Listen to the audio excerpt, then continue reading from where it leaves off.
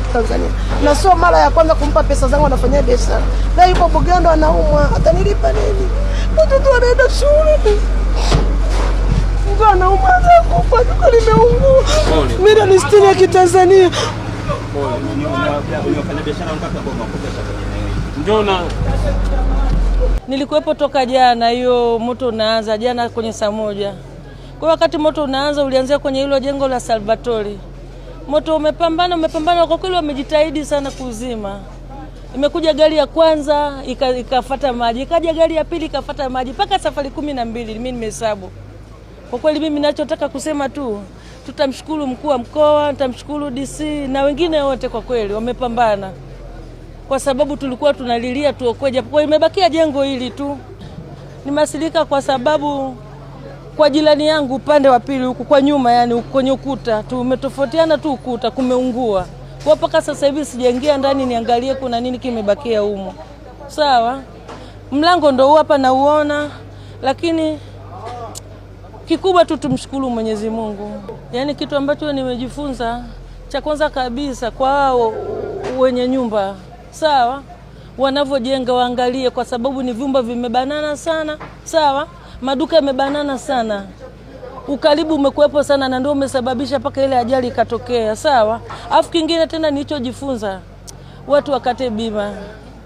Kama una bima utafanya kazi vizuri, utakuja utafidia chochote kile. Natoa wito kwa wawekezaji, ikiwezekana wapate hao wamiliki wa majengo ambayo yameshakuwa ya muda mrefu, kwa sababu inasababisha hayo service inakuwa ni ngumu. Upande wa umeme inakuwa ni shida, jinsi hata kama short imejitokeza kuitatua inakuwa ni tabu kulingana na majengo jinsi yalivyokuwa ya muda mrefu. Kwa hiyo ningeshauri wamiliki wa majengo waweze kuwa wanapitia nyaya zao kila wakati na kuangalia shida iko wapi swala la umeme kwa ujumla. Ukiangalia majengo mawili yalikuwa na maduka kama 77 kwa ujumla wake, lakini yaliyoteketea ni maduka 54. Kwa hiyo maduka takriban 23 hivi yameweza kuokolewa. Kwa ushirikiano ulikuwa ni mkubwa sana, na tunamshukuru Mungu hatujawahi kupata madhara yoyote ya kibinadamu. Hakuna majeruhi wala kifo kwenye tukio hili. Majeruhi ni yale machache, mtu amekatwa na bati kidogo na chupa na kadhalika, lakini wapambanaji wetu ambao ni askari na wananchi wote tumetoka salama kwenye tukio hili. Huu moto umedumu takriban masaa 14. Tumeanza saa 1 jioni kama nilivyowaambia mpaka karibu saa 4 za asubuhi. Kwa hiyo timu yetu ilikuwa inaendelea na uchunguzi. Baada ya uchunguzi tabaini chanzo na kuweza kujua hasara iliyopatikana. Kwa hiyo kama wito ulivyotolewa na viongozi wa serikali ni wafanyabiashara kuendelea kuwa watulivu, lakini wafanyabiashara wengine pia ambao hawajakutwa na majanga kama haya hakikisha wanachukua kinga na tahadhari dhidi ya majanga ya moto kuteketea. Na tumefanikiwa kwa kiasi kikubwa ni kwa sababu Jeshi la Zimamoto na Uokoaji sasa hivi tunavyo vifaa vya kisasa na tunavyo vifaa vipya. Waliokuwepo usiku watakwambia namna magari yalivyokuwa yanashambulia haya majengo kwa moto. Tulikuwa na magari mtaa huu wa Lumumba na magari mengine mtaa wa Gasole yanapishana. Usalama wa mali za watu na wafanyabiashara wenyewe wa eneo hili vinaendelea kuwa salama. Na kama ambavyo mnafahamu, eneo hili ni eneo ambalo linakuwa na wafanyabiashara wengi. Ni eneo liko bize wakati wa usiku, liko bize pia wakati wa mchana. Lakini tangu tukio hili limetokea usiku la moto, ulinzi na usalama wa watu na mali zao umeimarishwa kwa kiasi kikubwa sana. Askari wa jeshi la polisi pamoja na magari tulitanda katika jiji zima la Mwanza, lakini hususan haya maeneo ambayo yalikuwa yakiwaka moto, kiasi kwamba watu ambao pengine walikuwa na lengo la kufanya vitendo vya uporaji hawakupata nafasi.